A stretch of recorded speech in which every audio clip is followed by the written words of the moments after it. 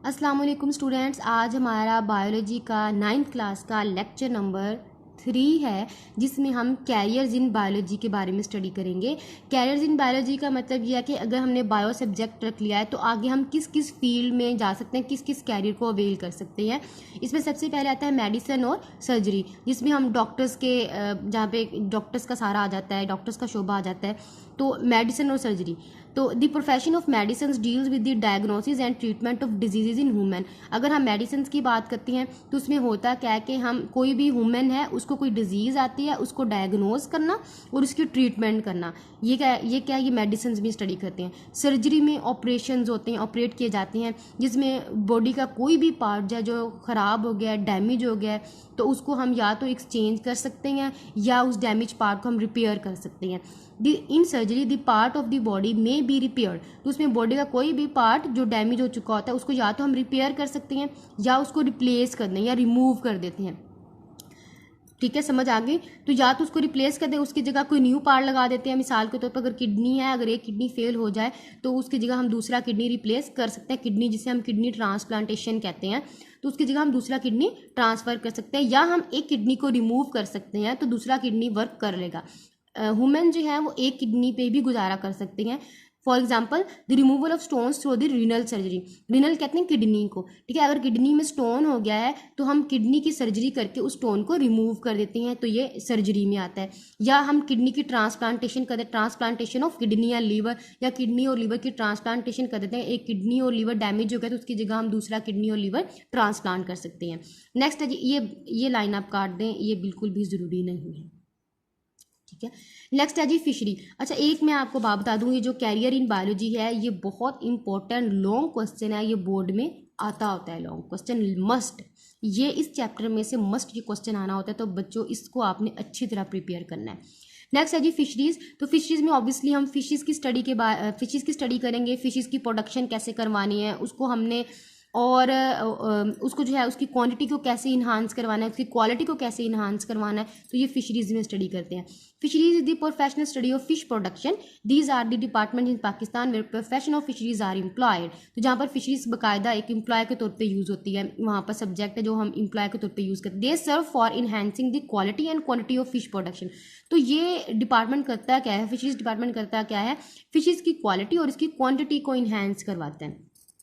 Next है जी agriculture, जिसको हम ज़राअत कहते हैं। तो एग्रीकल्चर में क्या स्टडी करनी है, अब ज़राअत की अगर हम बात करें तो इसमें क्रॉप्स की स्टडी भी करते हैं, जो डोमेस्टिक एनिमल्स रखे होते हैं उनकी भी हम स्टडी करेंगे। तो फूड क्रॉप्स और एनिमल्स की स्टडी करेंगे जो हमारे फूड का सोर्स हैं, इसको हम क्या कहेंगे, एग्रीकल्चर कहेंगे। अब एग्रीकल्चरिस्ट जो एग्रीकल्चर को स्टडी करते हैं, अब ये काम क्या करते हैं, for the betterment of crops, कि जो भी क्रॉप्स हैं, वीट होगी, राइस होगी, कॉर्न हो गई, तो वीट कहते हैं गंदम को, राइस कहते हैं चावल, कॉर्न होती है मकई। तो इन फसलों को और ज़्यादा बेहतरी लेके आना, इन फसलों में और ज़्यादा बेहतरी लेके आना, इनकी और अच्छी वैरायटीज़ निकालना। दूसरा एनिमल्स लाइक बफेलो, काओ, इन एनिमल्स को जो हमें फूड देते हैं, इन एनिमल्स की और बेहतरी, इनकी फूड की बेहतरी, तो ये सारे हम एग्रीकल्चर में स्टडी करते हैं। नेक्स्ट आप ना ये एंड वाली लाइनें काट दी, ये करने की कोई ज़रूरत नहीं है। आगे एनिमल हस्बेंड्री, तो ये नाम से ही ज़ाहिर हो रहा है, इसमें हम स्पेसिफिकली एनिमल्स की ही स्टडी करेंगे। जो डोमेस्टिक एनिमल्स होते हैं, काओ, बेफलो की, कैटल, शीप वगैरह, इनको जब हम इनसे कंसर्न करेंगे तो वो एनिमल हस्बेंड्री कहलाएगा। तो हमने कंसर्न क्या करना है, उनकी केयर, उनकी ब्रीडिंग, ठीक है, कि उनको आगे रिप्रोड्यूस करवाना, उनके आगे अच्छी से अच्छी नस्लें तैयार करना, तो ये सारी क्या एनिमल हस्बेंड्री में आता है। ये आप चीज़ काट दें, ये करने की ज़रूरत नहीं है, ठीक है। आगे हॉर्टिकल्चर ये हॉर्टिकल्चर के मीनिंग होते हैं गार्डनिंग के। तो गार्डनिंग की जो आर्ट है उसकी जब हम स्टडी करेंगे तो वो हॉर्टिकल्चर कहलाएगा। आप बहुत से पार्क्स ऐसे देखते हैं जिनमें बहुत ज़बरदस्त ट्रीज़ की कटिंग की होती है, जो पार्क्स हैं उनको डेकोरेट किया होता है डिफरेंट फ्लावर्स के साथ, उनकी डिफरेंट कटिंग के साथ। तो ये जो गार्डनिंग की जो आर्ट है ये क्या कहलाता है, हॉर्टिकल्चर कहलाता है। अब इसमें जिन्होंने ये सब्जेक्ट पढ़ा होता है उनको हम कहते हैं हॉर्टिकल्चरिस्ट। तो इन्होंने काम क्या करना होता है कि जो पहले से मौजूद वैरायटीज़ होती हैं ऑर्नामेंटल प्लांट्स कहते हैं ऐसे प्लांट जो हम सजावट के तौर पे इस्तेमाल करते हैं, जो फ्लावरिंग प्लांट्स होते हैं इनको हम ऑर्नामेंटल प्लांट्स कहते हैं, उनकी न्यू वैरायटीज़ निकालना। अब मिसाल के तौर पे अब वैरायटीज़ कैसे निकालेंगे। मिसाल के तौर पे रोज़ प्लांट है, उसमें मेन जो कलर होता है वो रेड कलर है, ठीक है, और वाइट कलर है। अब रेड और वाइट को आपस में इन्होंने कंबाइन करके एक पिंक कलर बना दिया है, या ब्लैक रोज जिसे हम कहते हैं वो बहुत ही डार्किश और मैरूनिश कलर का होता है। तो जो दरमियान में उन्होंने जो कलर बना दिए हैं, अब नेचुरली तो ये कलर नहीं थे, लेकिन खुद मैंने ये कलर बनाए हैं, तो डिफरेंट वैरायटीज़ निकाल दी हैं। तो जो न्यू वैरायटीज़ को निकालना, तो ये क्या है, ये हॉर्टिकल्चर का काम होता है। किन की वैरायटीज़ निकालनी है, ऑर्नामेंटल प्लांट्स की, जो सजावट के तौर पे हम प्लांट्स को यूज़ करते हैं। ये लाइन आप काट दें, ये नहीं करनी, ये पेपर में नहीं लिखते होते। नेक्स्ट है जी फार्मिंग तो ये फार्म से निकला है, जो डिफरेंट फार्म्स होते हैं, कैटल फार्म होते हैं, शीप फार्म होते हैं, ये पोल्ट्री फार्म है जिसमें हम चिकन वगैरह को ग्रो करवाते हैं, ठीक है। तो ये सारे फॉर्म, डिफरेंट टाइप्स के फॉर्म्स की जो हम स्टडी करेंगे तो वो क्या कहलाएगा, फार्मिंग कहलाएगा। मिसाल के तौर पे animals breeding technologies are used for the production of animals which are better protein and milk sources. हम कैटल फार्म की बात कर लें तो उसमें जो एनिमल्स हमने रखे हुए हैं उसकी ब्रीडिंग टेक्नोलॉजीज़ को इस्तेमाल करेंगे ताकि वो हमें प्रोडक्शन ज़्यादा से ज़्यादा दें और उनसे हम ज़्यादा से ज़्यादा मिल्क सोर्स हासिल कर सकें, प्रोटीन हमें मिल सके।